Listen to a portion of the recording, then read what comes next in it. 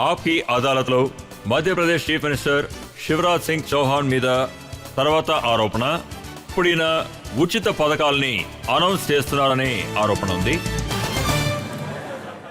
చౌహాన్ గారు, మీ మాట విన్న తర్వాత మీరు కూడా ఉచితంగా వస్తువుల్ని అలాగే డబ్బుని ఇస్తున్నారని తెలిసింది. మీరు ఏమన్నారంటే ప్రధానమంత్రి గారు రైతులకి 6,000 రూపాయలు ఇస్తున్నారు, నేను ఇస్తానన్నారు. పల్లెటూళ్ళలో ఒక అమ్మాయి చదువుకోవడానికి వెళితే ఒక సైకిల్ ఉచితంగా ఇస్తానన్నారు. టాపర్ అయితే వాళ్ళకి స్కూటీ ఇస్తానన్నారు. ఇందులో ఏ సమస్య ఉంది? చూడండి, మేము ప్రజల జీవితాన్ని మార్చడానికి ప్రయత్నిస్తున్నాము. ఆ తర్వాత ప్రజల యొక్క అవసరాలని నెరవేర్చడం, ముఖ్యంగా సహోదరులు, లేకపోతే కొడుకో కూతురో, లేక ఆర్థికంగా దెబ్బతిన్న వాళ్ళకి. ఒకవేళ నేను స్కూటీ ఇస్తే వాళ్ళకి నేను పురోగతి ఇస్తున్నానని అర్థం. ఒకవేళ తన కొడుకో కూతురో స్కూల్లో ఎక్కువ మార్కులు తీసుకున్నారంటే ఖచ్చితంగా వాళ్ళకి స్కూటీ ఇస్తాను. ఇప్పుడు ప్రజలు బాగా చదువుకుంటున్నారు, ముఖ్యంగా స్కూటీ తీసుకోవడానికి. మేము ఏం నిర్ణయించామంటే ఎవరైనా 75% మార్కులు తీసుకున్నారంటే వాళ్ళకి మావయ్య ల్యాప్టాప్ కొనిస్తారని. ల్యాప్టాప్ చదువుకు ఉపయోగపడుతుంది. మేము ఏం నిర్ణయించామంటే ఎవరైనా పేదవాళ్ళుంటే వాళ్ళకి ఉండటానికి చోటు లేకుండా ఉండొచ్చు. వాళ్ళు పెద్దవాళ్ళు అవ్వచ్చు, తాతయ్య గారికి 4 కోడళ్ళు, వాళ్ళ పిల్లలు, అందరూ కుటుంబం పెద్ద అయిపోయింది. చిన్న ఇంట్లో ఉండటానికి చోటు ఉండదు. నేను వాళ్ళకి ఫ్రీగా ఫ్లాట్ ఇస్తానని చెప్పాను. ఈ భూమిలో పుట్టారంటే ఈ అర్హతన్నా వాళ్ళకు ఉండాలి కదా. ఉండటానికి చోటు ఉండాలి, ఖచ్చితంగా అది వాళ్ళ సొంతదై ఉండాలి. వాళ్ళే ఇల్లు కట్టుకుంటారు. అంతమందికి మీరు ఎక్కడి నుంచి తీసుకొచ్చిస్తారు? మా దగ్గర అంత చోటు లేకపోతే మేము ఖచ్చితంగా కొనైనా ఇస్తాము. చూడండి, ఈ భూలోకంలో పేదవాళ్ళకి కూడా అర్హత ఉంది. ఈ గాలి, ఈ నీళ్లు, ఈ అడవి, ఈ స్థలం, ఇవన్నీ పేదవాళ్ళవే. వాళ్ళకి సరిసమానమైన అర్హత ఉంది. అందువల్లే నేను వాళ్ళ అర్హతని నేను తిరిగిస్తున్నాను. ఇది సమాజ న్యాయం. కానీ నేను ఒక విషయాన్ని చెప్పాలనుకుంటున్నాను. కేవలం ఎలక్షన్ టైంలో కాదు, ఈ పథకాన్ని తయారు చేశామంటే 2005 నుంచి మేము చాలా పథకాలని పెట్టడం ప్రారంభించాం. సైకిల్స్ని నేను స్టూడెంట్స్కి ఎందుకే ఇచ్చాను, ఇంతకుముందు ఆడపిల్లలకి ఇచ్చాను. ఎందుకంటే కాంగ్రెస్ టైంలో చదువు అనేది అసలు లేనే లేదు. అక్కడ స్కూల్స్ లేవు, ఉన్నవన్నీ చెట్టు కిందే ఉండేవి. తర్వాత చెప్పించే మాస్టర్కి 500 రూపాయలే జీతంగా ఇచ్చేవారు. శ్రీ దిగ్విజయ్ సింగ్ గారు దాన్నే ఇచ్చేవారు. ఆ టైంలో నేను ఆ స్కూల్కి వెళ్ళాను. అప్పుడు నేను మెంబర్ ఆఫ్ పార్లమెంట్. నేను కుర్రోడిని గంగా ఎక్కడి నుంచి వస్తుందని అడిగాను. వాడు విద్యాచల్ అని చెప్పాడు. మాస్టర్ని పిలిపించాను. ఏం చెప్పిస్తున్నారు? గంగా హిమాలయం నుంచి వస్తుంది, వీడేమో విద్యాచల్ అంటున్నాడు. 500కి విద్యాచల్ నుంచే వస్తుందని చెప్పారు. అంత దారుణమైన పరిస్థితి. ఆ టైంలో నేను సీఎం అయినప్పుడు high school, higher secondary school, ముఖ్యంగా ఆడపిల్లల్ని ఎవరు చదవటానికి పంపించరు. నేనేం చెప్పాను, అమ్మాయిలు నడిచి వెళ్లరు, నేను సైకిల్ ఇస్తాను, ఖచ్చితంగా అమ్మాయిలు సైకిల్లోనే వెళ్తారన్నాను. నేను సైకిల్ ఇచ్చాను. ఆ తర్వాత మగపిల్లల్ని అమ్మాయిలు కోప్పడ్డారు. మావయ్య, ఆడపిల్లలు సైకిల్లో వెళ్తున్నారు, మేము నడిచి వెళ్తున్నాం అన్నారు. అందువల్ల మగపిల్లలు కూడా సైకిల్ కొనిచ్చాను. ఇప్పుడు ఆ ప్రయాణం స్కూటీ దాకా వచ్చింది. కానీ ఇప్పుడు అత్తమావలు చాలా కోపంగా ఉన్నారని విన్నాను. ఎందుకంటే సిస్టర్స్కి ఇచ్చేశారు, కూతురికి కొడుకే ఇచ్చేశారు, ఇంకా వీళ్ళు మాత్రమే మిగిలిన్నారు. ప్రధానమంత్రి గారు ఇచ్చే ఈ 6,000 రూపాయలు వాళ్లకే ఇస్తున్నాం. ప్రధానమంత్రి ఇచ్చే డబ్బుతో పాటు ఇంకో 1,000 రూపాయలు వేసి నెల నెల రైతుకి మేము ఇస్తూనే ఉన్నాము. ఇదే వాళ్ల జీవితాన్ని మార్చే ఒక ప్రయత్నం. నిజంగానే మీరు చూశారంటే మా కార్మికుడు పేదవాళ్లకి నేను ఒక పథకాన్ని వేశాను. దాన్ని తయారు చేయడానికి కారణం ప్రజలు చాలా కష్టపడటం చూసి. నేను చిన్నప్పటి నుంచి నా గ్రామంలో చూసేవాణ్ణి. అబ్బాయి, అమ్మాయి ఇద్దరిలోనూ విపక్ష చూసేవారు. అబ్బాయి పుడితే స్వాగతిస్తారు, సంతోషాన్ని పండగ చేసుకుంటారు, అలాగే లడ్డంతా ఇస్తారు, పొగడ్తలంతా చెప్తారు. ఒకవేళ అమ్మాయి పుడితే తల్లి మొహం వాడిపోతుంది. అమ్మాయి పుడితే సమస్య వచ్చినట్టు. ఇది చూసిన తర్వాత నా మనసు చాలా కష్టపడింది. ఆడా మగ సరిసమానమని ఎప్పుడు అనుకుంటారని నాకు అనిపించింది. నేను గ్రామంలో ఆడదాన్ని కష్టాన్ని చూశాను. భర్త ఆడవాళ్ళని చిన్న చిన్న విషయాలకి తిడతారు, కొన్ని సమయాల్లో కొడతారు కూడా. నేను దెబ్బలు తినే అమ్మాయిల్ని మిగతా వాళ్ళ ఇంట్లోకి వెళ్ళి కాపాడండి అని అడగడం నేను చూశాను. అప్పుడు మనసు కష్టంగా ఉండింది. ఆడ మగ సరిసమానమని ఎప్పుడు అనుకుంటారు. ఆ తర్వాత ఆడవాళ్ళ కష్టాన్ని చూసి నేనేం చెప్పాలనుకున్నా రజిత్ సార్, నా మనసులో ఈ ఆలోచన వచ్చింది. అమ్మాయిల్ని ఎన్ని రోజులు ఈ లోకంలోనికి రానివ్వకుండా ఆపుతారో అంతవరకు వీళ్ళకే భారం ఉంటుంది. ఆడవాళ్ళని ఒక వరంగా అనుకోవాలి. అందువల్లే నా మనసులో. కానీ శివరాజ్ గారు, 18 ఏళ్ల తర్వాతే మీకు ఆడవాళ్లు గుర్తుకొచ్చారా? 18 ఏళ్లుగా మీరు చీఫ్ మినిస్టర్ గా ఉన్నారు. ఇప్పుడు ఎన్నికల సమయంలో మీరు వాళ్ళ అకౌంట్లో 1000 రూపాయలు వేస్తున్నారు. లేదు, ఇప్పుడు నేను చెప్పే ఈ పథకం ఇప్పుడు నేను వేసిన ఈ పథకం 2006లోనే వేసింది. నేను దాని గురించే చెప్తున్నాను. నేను సీఎం అయిన తర్వాత నేను వేసిన మొదటి పథకం మధ్యప్రదేశ్ భూమిలో అమ్మాయిల్ని భారంగా ఉండనివ్వం. అమ్మాయిల్ని వరంగా మారుస్తాం. తను ఎలా వరంగా మారుతుంది? మధ్యప్రదేశ్లో సెక్స్ రేషియోలో ప్రాబ్లం అయిపోయింది. 1000 మగపిల్లలకి 9012 ఆడపిల్లలే ఉన్నారు. ఒక చోట నేను చెప్పాను అమ్మాయిల్ని రానివ్వండి అని. అమ్మాయిలు లేకపోతే ఈ లోకం లేదు. కానీ వాళ్ళు ఏమన్నారంటే ఆయన అమ్మాయిల గురించి గొప్పగా మాట్లాడుతున్నారు. వస్తే పెరిగితే పెళ్లికి వరదక్షిణ ఇవ్వాలి, మీరా ఇస్తారని అడిగారు. అప్పుడు నాకేమనిపించిందంటే మాట్లాడితే మాత్రం చాలదని. అప్పుడు నేను నిర్ణయించుకున్నాను అమ్మాయిలు భారంగా ఉండరని. నేను వేసిన మొదటి పథకం సీఎం కన్యాదాన పథకం. అందులో నిర్ణయించాను ఒక పేదవాడి అమ్మాయి పెళ్లి మేమే చేస్తాం, ప్రభుత్వమే చేస్తాం అన్నాం. తల్లిదండ్రులకి భారంగా ఉండకూడదని.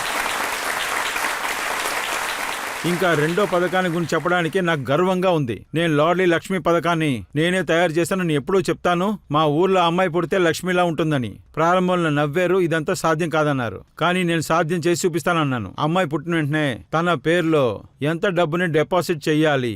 అప్పుడు ఆ టైంలో తనకి ₹1,00,000 దొరుకుతుంది. అప్పుడు మేము నిర్ణయించుకున్నాం అమ్మాయి పుడితే ₹30,000 2 అమ్మాయిల వరకు తల్లిదండ్రుల అకౌంట్లో మేము డిపాజిట్ చేస్తాం. తర్వాత దాన్ని చదువులో చేర్చాను. తను 5వ పాస్ అయ్యి 6వదికి వెళ్తే ₹2,000, 8 పాస్ అయ్యి 9కి వెళ్తే ₹4,000, 11వ క్లాస్కి వెళ్తే ₹6,000, 12వ క్లాస్కి వెళ్తే ₹6,000, కాలేజీకి వెళ్తే 12,500, పాస్ అవుట్ చేస్తే 12,500. తర్వాత మెడికల్ ఇంజనీరింగ్ సీట్లు కూడా లార్డ్లీ లక్ష్మి ఆడవాళ్ళకి దాన్ని సులభంగా చేశాను. ఇది చెప్పడానికి చాలా గర్వంగా ఉంది. మధ్యప్రదేశ్లో 45 లక్షల మంది లార్డ్లీ లక్ష్మీలు ఉన్నారు. దాదాపు 46 లక్షలు. దీని ఇంపాక్ట్ మీరు సరిగ్గా చూశారంటే 1000 మగవాళ్లకి 9,012 మంది ఆడవాళ్లే ఉన్నారు. ఇప్పుడు 956 మంది అమ్మాయిలు 1000 అబ్బాయిలకి సమానంగా పుడుతున్నారు. ఆడవాళ్ల భారం అనేదే లేదు. ఆడవాళ్ళంటే వరం. ఆ తర్వాత 2006లో చెల్లెళ్ళ కష్టాలని దుఃఖాలని చూసి మేము మొదటి పథకాన్ని తయారు చేసాం. ఎందుకంటే నా గ్రామాలను చూశాను. కష్టపడే ఆడవాళ్లు ప్రసవానికి 2 రోజుల ముందు దాకా పనిచేసేవారు. అది నాకు కష్టంగా ఉండింది, బాధగా ఉండింది. ఆ తర్వాత బిడ్డను కన్న తర్వాత 1 వారం కూడా విశ్రాంతి తీసుకోలేరు. పిల్లల్ని ఇంట్లో వదిలేసి వెళ్ళిపోయేవారు. లేకపోతే పొలాల్లో పెట్టి రోజంతా కష్టపడతారు. పిల్లలకి సరైన పాలు కూడా ఇవ్వలేరు. అప్పుడు నేను నిర్ణయించుకున్నాను ప్రసవానికి ముందు ఆడవాళ్లకి ₹4,000 ఇచ్చే తీరాలని. ఎందుకంటే మంచి పోషణున్న భోజనం తినటానికి వాళ్ళ ఆరోగ్యం కూడా బాగుండాలి. ఆ తర్వాత కడుపులో పుట్టే బిడ్డ ఆరోగ్యం కూడా బాగుండాలని దానికోసమే. ప్రసవం తర్వాత ₹12,000 ఇస్తాం. ఆ తర్వాత ఒక 2 నెలలైనా వాళ్ళు విశ్రాంతి తీసుకోవాలి కదా. దాదాపు తల్లి ప్రేమతో పాటు వాళ్ళు తన బిడ్డకి పాలన్నా ఇవ్వగలదు. ఆ తర్వాత విశ్రాంతి తీసుకునే అవకాశం కూడా దొరుకుతుంది. ఇవాళ చెప్తానికి బాధ్యతగా అనుకుంటున్నాను రజత్ సార్. మధ్యప్రదేశ్లో ఆడపిల్లల్ని గర్భంలో చంపరు. కానీ ఇంతకు ముందు అలా చేస్తూ ఉండేవారు. ఒకవేళ అది ఆడపిల్లని తెలిస్తే గర్భంలోనే చంపేసేవారు. వాళ్ళని పుట్టనివ్వరు. తక్కువగా అమ్మాయిలు ఎందుకు పుడుతున్నారు? దేవుడు వేరుగా చూడలేదు, మనిషే చూస్తున్నాడు. అందుకే మేము ఈ పథకాన్ని పెట్టాం. లార్డ్లీ లక్ష్మి నుంచి లార్డ్లీ చెల్లెల దాకా మా ప్రయాణం మొదలైంది. అది మాత్రమే కాదు, నేను గర్వంతో చెప్తున్నాను మధ్యప్రదేశే దీన్ని నిర్ణయించిన మొదటి రాష్ట్రం. లోకల్ ఎలక్షన్స్లో ఆడవాళ్ళకి 50% రిజర్వేషన్ ఇస్తామని చెప్పాం. ఎందుకంటే ఎలక్షన్లో ఆడవాళ్ళు పోటీ చేయరు. ముసుగేసుకుని ఇంట్లో రొట్టెలు చేస్తూ కూర్చుంటారు, పని పాట లేనట్టు. ఇంకా మధ్యప్రదేశ్లో మాత్రమే ఆడవాళ్ళకి 50% రిజర్వేషన్ ఇవ్వాలనేదే మధ్యప్రదేశ్ మాత్రమే. చాలామంది ఎదిరించారు మమ్మల్ని. పోలీస్ సైడ్లో కూడా ఇదంతా ఎలా చేయగలరని ఎదిరించారు కూడా మమ్మల్ని. ఎలా వర్కౌట్ అవుతుందని కూడా అడిగారు. కానీ నాకు ఆడవాళ్ల సామర్థ్యం మీద బాగా నమ్మకం ఉండింది. ఆడవాళ్ల చేతిలో తుపాకీ ఇస్తే వాళ్ళు దొంగల్ని కొల్లగొట్టే వాళ్ళని పట్టిస్తారని నాకు నమ్మకం ఉండింది. 30% రిజర్వేషన్ ఇచ్చాము. 50% మగపిల్లలకి ఇస్తున్నాం. టీచర్స్ పరీక్షలో ఇవాళ మధ్యప్రదేశ్లో 4 వైపులా మీరు చూశారంటే మగపిల్లలతో పాటు ఆడపిల్లలు కూడా ముందుకు వెళ్తున్నారు. తర్వాత నేను ఇంకో దారి కూడా కనిపెట్టాను. నాకేమనిపించిందంటే అమ్మాయి పేరులో చూడండి, అమ్మాయి అబ్బాయి ఇద్దరూ సరి సమానమే. మగవాళ్ళు ఆడవాళ్ళు సరిసమానంగా ఉండాలి. ఇద్దరికి సరిసమానమైన అర్హత ఇద్దరికీ ఉండాలి. కానీ ఆస్తిని మాత్రం తీసుకుంటే మగపిల్లల పేరులో తీసుకుంటారు. ఇల్లు, షాపు, స్థలం అయినా కూడా మగపిల్లల పేరు మీదే తీసుకుంటారు. అప్పుడు మేము నిర్ణయించామంటే అమ్మాయి పేరు మీద తీసుకుంటే స్టాంప్ ఛార్జెస్ 1% ఉంటుంది అని, కానీ మగవాళ్ల పేరు మీద తీసుకుంటే ఎక్కువ అవుతుంది అని. ఇప్పుడు దీనివల్ల ఏం జరిగిందో మీకు చెప్తాను రజత్ సార్. మధ్యప్రదేశ్లో 45% ఆస్తి అంతా ఆడవాళ్ళ పేరు మీద తీసుకుంటున్నాడు. భర్త భార్యతో ఏం చెప్తున్నాడంటే నీ పేరు మీద తీసుకుంటే స్టాంప్ ఛార్జెస్ తక్కువ అవుతుంది అని, రిజిస్ట్రేషన్ డబ్బు సేవ్ అవుతుందని. ఇది ఆడవాళ్ళ యొక్క అధికారం. ఫ్రీగా ఏవి ఇవ్వటం లేదు. కానీ అదేంటంటే ఈ పథకాలన్నీ మీరు ఇచ్చే డబ్బు వాళ్ళకి వెళుతుందా లేదా అనేది మీరు ఎలా మానిటరింగ్ చేస్తారు? డీబీటీ డైరెక్ట్ గా అకౌంట్కి వెళ్ళి చేరిపోతుంది. మధ్యన ఎవరు ఉండరు. అది కాంగ్రెస్ కాలం. స్వర్గానికి వెళ్తే రాజీవ్ గారు చెప్తారు, నేనేం చెయ్యాలి, 1000 రూపాయలు పంపిస్తున్నాను, 15 పైసలే వెళ్తుంది. ఇప్పుడు మాకు ఆ పరిస్థితి లేదు. మోదీ గారి వల్ల అతని ఆధారంలో మేము పనిచేస్తున్నాం. 1 రూపాయి ఇస్తే డైరెక్ట్ గా అకౌంట్లోకి వెళ్లే చేరుతుంది. ఆ అకౌంట్ నుంచి వాళ్ళు తీసుకుని యూజ్ చేసుకుంటారు.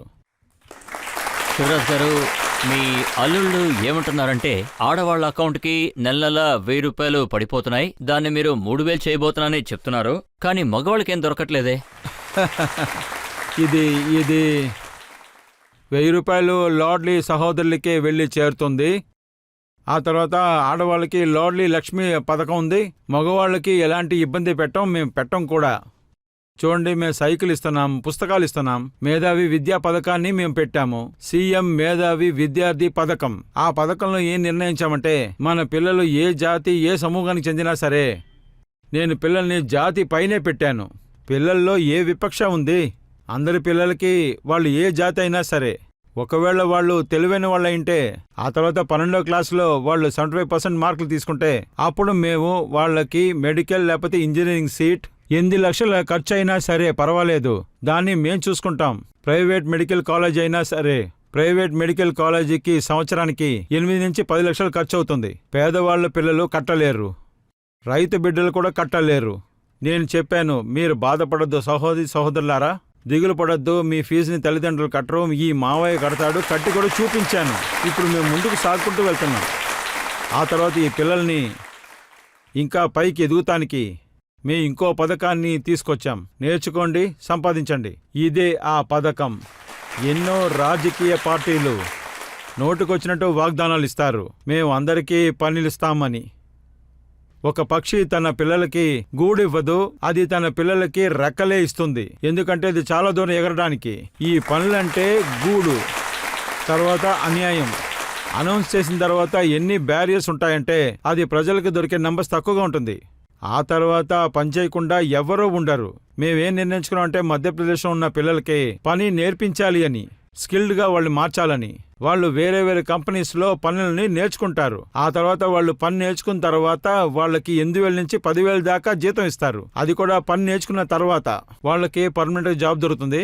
1,00,000 గవర్నమెంట్ జాబ్స్ దొరకడానికి మేము సిద్ధం చేస్తున్నాం. ఈ సంవత్సరంలో దాన్ని మేము నెరవేరుస్తాం. ఆ తర్వాత నెల సేల్స్ ఎంప్లాయ్మెంట్కి లోన్, ఇంట్రెస్ట్ సబ్సిడీ కూడా మేము ఇస్తున్నాము. దానికి గ్యారంటీ కూడా నేనుగానే ఉన్నాను. అది మేము పిల్లలకి ఇప్పిస్తున్నాం. అందువల్ల మగపిల్లలు కూడా అన్యాయం జరగట్లేదు. పిల్లలు కూడా నాకు ప్రాణమే, వాళ్ళని నాతో పాటు తీసుకెళ్తాను. కానీ కాంగ్రెస్ వాళ్ళకు మాత్రం మీరు చాలా అన్యాయం చేస్తున్నారు. కాంగ్రెస్ వాళ్ళు ఏం చెప్తున్నారంటే మేము గ్యారంటీ ఇచ్చాం, వాళ్ళు మా ఐడియాని కాపీ చేశారు అని. మేము ఆడవాళ్ళకి నెల 1,500 ఇస్తామని చెప్పాం, కానీ ఆయన 1000 రూపాయలు ఇచ్చారు. వాళ్ళు గ్యాస్ సిలిండర్ని 500కి ఇస్తానంటే మీరు దాన్ని 450 రూపాయలకి ఇచ్చారు. ఇప్పుడు 2017లో 1000 రూపాయలు. ఈ స్కీమ్ ఎప్పుడు ప్రారంభించారో చెప్తాను. 2017లో మధ్యప్రదేశ్లో 3 వెనకబడిన కులాలుండేవారు, బేగా, బారియా ఇంకా సైరియా. అక్కడ పిల్లలకి మంచి పోషణ దొరకట్లేదు. నాకేమనిపించిందంటే ఆ కుటుంబాన్ని పైకి తీసుకురావాలి అంటే కుటుంబ పెద్ద అకౌంట్లో 1000 రూపాయలు బ్యాంక్ అకౌంట్లో వెయ్యాలని. ఎందుకంటే చెల్లెల్లో లేకపోతే ఆడపిల్లలో డబ్బుని తప్పుగా ఉపయోగించరు. ఎందుకంటే ఆ డబ్బు దొరికిందంటే పిల్లలకే వాళ్ళు ఉపయోగిస్తారు. అందువల్లే మేము 1000 రూపాయలు వేయడం ప్రారంభించాం. ఆ తర్వాత మేము ఇంపాక్ట్ అసెస్మెంట్ చేసినప్పుడు ఇది తెలిస్తే మీరు ఆశ్చర్యపోతారు. పిల్లలు పెంచడంలో ఎక్కువ అవడం ప్రారంభమైంది. తల్లికి 1000 రూపాయలు దొరికితే పిల్లలకి దాంతో పాలు కొనేవారు, పళ్ళు కొన్నారు, పప్పు కొనేవారు, పిల్లలకి బట్టలు కొనేవారు. పిల్లల పెరుగుదల ఇలా మారిపోయింది. వాళ్ళకి ధైర్యం కూడా పెరిగింది. ఆ తర్వాత నాకేమనిపించిందంటే పేద ఆడపిల్లలకి అందరికీ 1000 రూపాయలు వెళ్ళి చేరాలని. అది ఎలక్షన్ కోసం చేయలేదు. మేము 1000 రూపాయలకి ముందు, దానికన్నా ముందు లక్షల మందికి ఇది ఇస్తూనే ఉండేవాళ్ళం. ఇప్పుడు దాన్ని ఎక్స్పాండ్ చేసి మేము దాన్ని పేద ఆడపిల్లలు, ఆ తర్వాత మధ్య తరగతి చెందిన ఆడపిల్లలకి దాన్ని చేర్చాం. అది నాకు సంతోషంగా అనిపించింది. ఒకసారి దాన్ని తలుచుకుని చాలా సంతోషపడేవాడిని. ఇప్పుడు 3 రోజులకి ముందు జాబోవాకి వెళ్ళాను. ఆ ఫోటోగ్రాఫర్ చూశారంటే అందరూ నన్ను నించోబెట్టి నన్ను పిలుస్తారు, ప్రేమగా అన్నయ్య అని పిలుస్తారు. నేను బండి ఆపమంటాను. నన్ను వాళ్ళు పట్టుకుంటారు, తల మీద చేయి పెట్టి ఆశీర్వాదం అడుగుతారు. కాలు మీద పడి కూడా ఆశీర్వాదం తీసుకుంటారు. ఆ తర్వాత చెప్తారు, మీరిచ్చిన డబ్బుతోనే నేను ఈ బుట్ట కొన్నాను అని. కాయగూరల్ని కొని ఈ బుట్టలో వేసుకొని అమ్ముకుని బతుకుతున్నాను, దాంతోనే కుటుంబం జరుగుతుందని చెప్తారు. ఆ తర్వాత 100-200 సంపాదిస్తున్నానని చెప్తారు. కొంతమంది పాత మిషన్ కొనుక్కున్నారు, ఆ తర్వాత కుట్టుకూళ్ళు పనిచేస్తున్నారు. ఈ ఆడవాళ్ళు ఆ డబ్బును పెట్టుకొని స్వయంగా పనిచేస్తానికి ఒక అడుగు పెట్టారు. వాళ్ళ జీవితం కూడా మారిపోయింది. దీన్ని ఫ్రీగా ఇవ్వటం లేదు. నా చెల్లెల జీవితాన్ని మార్చే ఉన్న ప్రచారం తర్వాత నా తీర్మానం కూడా. మా చెల్లెల కంట్లో నీళ్లు అసలు రానివ్వను. వాళ్ళ మొహంలో సంతోషాన్ని నేను చూస్తాను. ఆడవాళ్ల అధికారం మా జీవితం యొక్క మిషన్. జూలై 2022లో పీఎం నరేంద్ర మోడీ గారు ఏమన్నారంటే, ఇప్పుడు మన దేశాల్లో ఉచిత వస్తువులు ఇచ్చి ఓట్లని సేకరించడానికి ప్రయత్నిస్తున్నారు అని. ఆయన ఏమన్నారంటే, ఇలాంటి కల్చర్లో ఉన్నవాళ్లు ఎక్స్ప్రెస్ వేని కట్టలేరు, ఎయిర్పోర్ట్ కట్టలేరు, హాస్పిటల్స్ కట్టలేరు, వీళ్ళు కేవలం ఓట్లు మాత్రమే అడుగుతారన్నారు. ఆయన చెప్పింది కరెక్టే. మీరు నేనేం చేస్తున్నారా? చెప్తున్నానంటే, ఆయన ఎవరు ఉచితంగా ఇస్తున్నారో వాళ్ళకి మాత్రమే చెప్తున్నారు. మీరు రజిత్ సార్ మధ్యప్రదేశ్కి వెళ్ళి మీరు చూడండి. హైవేస్ కడుతున్నాం, ఎక్స్ప్రెస్ వేవ్ కడుతున్నాం. మధ్యప్రదేశ్ ఎలా ఉండింది? 2003లో మధ్యప్రదేశ్లో నాశనమైన 60,000 కిలోమీటర్ల రోడ్డు మాత్రమే ఉండింది. రోడ్ల పల్లం ఉందా, పల్లంలో రోడ్డు ఉందా అనేది తెలియకుండానే పోయింది. ఎందుకంటే ఎవరన్నా మధ్యప్రదేశ్కి వస్తే బండి దూకుతూ ఉంటుంది, అప్పుడే తెలిసిపోతుంది ఇది మధ్యప్రదేశ్లో ఉన్నామని. దిగ్విజయ్ సింగ్ మధ్యప్రదేశ్ని ఒక దారి చేశారు. ఇవాళ మధ్యప్రదేశ్లో 5 లక్షల కిలోమీటర్లకి అద్భుతమైన రోడ్డుని మేము వేశాం. ఆ గొప్పతనం మాకే చెందుతుంది. Atal expressway, Narmada expressway, విండ్ ఎక్స్ప్రెస్ వే, గుండెల్కండల్ ఎక్స్ప్రెస్ వే. మేము మధ్యప్రదేశ్ని పూర్తిగా మార్చేశాం. ఇంకా కేవలం రోడ్లు మాత్రమే కాదు, మధ్యప్రదేశ్లో కరెంట్ రావడం తక్కువ, వెళ్లేది చాలా ఎక్కువ. కాంగ్రెస్ ప్రభుత్వం ఉన్నప్పుడు 2 గంటలో లేకపోతే 3 గంటలో కరెంటు ఉండేది. ఆ తర్వాత కరెంటు ఉత్పత్తి కేవలం 5,000 మెగావాట్స్ తక్కువగా ఉండేది. ఇవాళ 29 మెగావాట్స్ కరెంట్ ని ఉత్పత్తి చేసి కావాల్సింది పేదవాళ్ళకి 24 గంటలు కరెంట్ ఇచ్చి వాళ్ళ ఇంట్లో దీపాలుగా చేశాం. మేము కొత్త పవర్ ప్లాంట్ ని కట్టాం. శివరాజ్ గారు, మీరు ఖచ్చితంగా విద్యుత్ ని ఇస్తున్నారు. మీరు 100 యూనిట్ల విద్యుత్ ఫ్రీ అని చెప్తున్నారు. 200 అయితే బిల్లు సగం. ఇవన్నీ ఫ్రీబీస్ కాదంటారా? లేదు, ఇది కాంగ్రెసే చెప్తుంది. మేము డబ్బు తీసుకుంటున్నాం కానీ పేదవాళ్ళ దగ్గర తక్కువ తీసుకుంటున్నాం. మధ్యప్రదేశ్లో క్యాపిటల్ ఎక్స్పెండిచర్ ఎప్పుడూ తగ్గిందే లేదు. రెవెన్యూ సర్ప్లస్ బడ్జెట్ ఎప్పుడూ మాదే. నీళ్ళు అవనివ్వండి, రోడ్డు అవనివ్వండి, కరెంట్ అవనివ్వండి, 5 మెడికల్ కాలేజ్ ఉండే, ఇప్పుడు 30 ఉన్నాయి. ప్రభుత్వంలో సీఎం ఇల్లు లాగా స్కూల్ని కడుతున్నారు. ఒక్కొక్క బిల్డింగ్ 30 నుంచి 40 కోట్లు ఉంటాయి. ప్రైవేట్ స్కూల్ కన్నా మంచి వస్తువులు ఉండేలాగా ఏర్పాటు చేస్తున్నాం. గ్లోబల్ స్కూల్ పార్క్ లాంటిది స్కిల్స్ మెన్ పవర్ ని తయారు చేయడానికి. సింగపూర్ కొలాబరేషన్ లో మేము ఇన్స్టిట్యూషన్ ని తయారు చేస్తున్నాం. చాలా రకమైన colleges, medical colleges, engineering colleges, infra లాంటి వలని వేసి పెట్టాము. ఇంకా మధ్యప్రదేశ్ యొక్క ఆర్థిక వ్యవస్థ చూడండి. కాంగ్రెస్ ప్రభుత్వం ఉన్నంత వరకు 2 నుంచి 2003 వరకు మధ్యప్రదేశ్ లో పర్ క్యాపిటల్ ఇన్కమ్ కేవలం 11,000 రూపాయలే. ఇవాళ అది 1,40,000 రూపాయల దాకా ఎక్కువ అయ్యింది. మధ్యప్రదేశ్ లో మొత్తంగా చేరిస్తే ఆర్థిక వ్యవస్థ 71 కోట్లుగా ఉండింది. ఇవాళ మేము దాదాపు 15 లక్షల కోట్లు పెంచాము. మధ్యప్రదేశ్లో పంట, వరి, వీటి ఉత్పత్తులు కేవలం 100 కోట్లే ఉండింది. ఇవాళ ఇది దాదాపు 650 కోట్ల దాకా పెరిగింది. మధ్యప్రదేశ్ గోధుమని ఎక్స్పోర్ట్ చేసే, చాలా పెద్ద గోధుమలు ఎక్స్పోర్ట్ చేసే రాష్ట్రంగా ఉంది.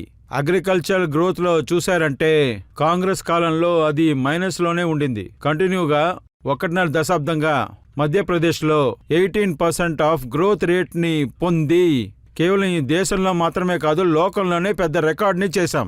కంటిన్యూగా ఇలాంటి పెరుగుదల ఎప్పుడూ లేనేలేదు. నీటి పారుదల వ్యవస్థ కాంగ్రెస్, రాజా, నవాబ్, ఆంగ్లేయులు స్వతంత్రానికి ముందు కూడా మొత్తంగా 7.5 లక్షల ఏకర్లు ఉండేవి. దాన్ని మేము 42 హెక్టార్లకి పెంచాం. ఆ తర్వాత 60 లక్షలకి మేము చేర్చబోతున్నాం. ఆ తర్వాత నీటిపారుదల వ్యవస్థ అతిశయంతో చాలా వేగంగా పెరిగింది. అందువల్ల ఆర్థిక వ్యవస్థ పెరిగింది. దేశం యొక్క జీఎస్టీ టీపీ యొక్క మధ్యప్రదేశ్ వాటా కేవలం 3.6% ఉంది. కానీ ఇవాళ 4.8% ఉంది. చాలా వేగంగా మేము పెంచుకుంటా పోయాం. ఒక సమయంలో బడ్జెట్ 20 కోట్లుగా ఉండింది. ఇవాళ 3,16,000 కోట్లు ఇచ్చాం మేము. శివరాజ్ గారు, ఎలక్షన్ క్యాంపెయిన్ మొత్తం ఇక్కడే పూర్తి చేస్తారా?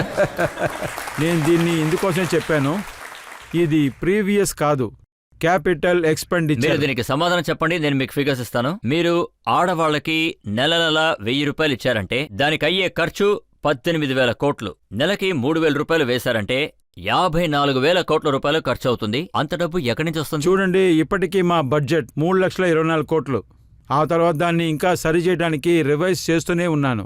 5,000 కోట్లకి పెంచితే అది మళ్ళీ తిరిగి వస్తుంది. నెక్స్ట్ ఇయర్ మా బడ్జెట్ దీనికన్నా దాదాపు 25% ఎక్కువగానే ఉంటుంది. ప్రధానమంత్రి మోదీ గారు ఏం చెప్పారంటే $5 ట్రిలియన్ ఎకనామీని ఈ దేశంలో తయారు చేయాలన్నారు. కానీ మేమేం చెప్పామంటే $580 బిలియన్ ఈ దేశాన్ని తీసుకొస్తామని చెప్పాం. ఈ వేగంతోనే ఆర్థిక వ్యవస్థ పెరిగింది.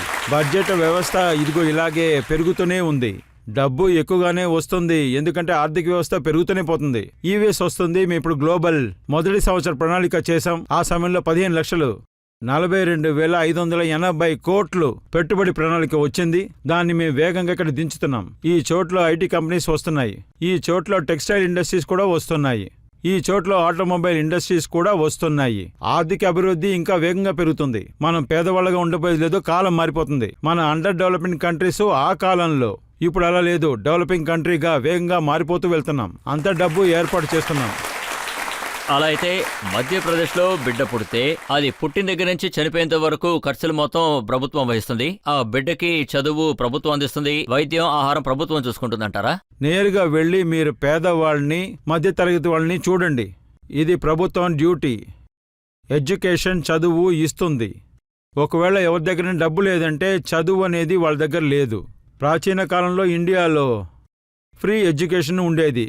దేవుడు శ్రీకృష్ణుడు సుధామ సందీప్ నిపుణి ఆశ్రమానికి వెళ్లారు. సందీప్ నిపుణి ఫీజు తీసుకోలేదు. చదువు ఖర్చుని ఈ సమాజమే అంగీకరించింది. పేదవాళ్లకి నేను 8 లక్షలు చెప్పాను. 8 లక్షల దాకా వాళ్ళకి ఇవ్వడం అనేది మన ధర్మం అయిపోయింది. మన పిల్లల దగ్గర డబ్బులు లేకపోతే వాళ్ళని అలాగా వదిలేయలేం కదా. ఆ తర్వాత వాళ్ళు ఇలాగే ఆలోచిస్తారు, నా దగ్గర డబ్బుంటే, మా నాన్న దగ్గర డబ్బుంటే నేను పైకొచ్చేవాడినని. నేను పిల్లల కళని ఎప్పటికీ చావనివ్వను.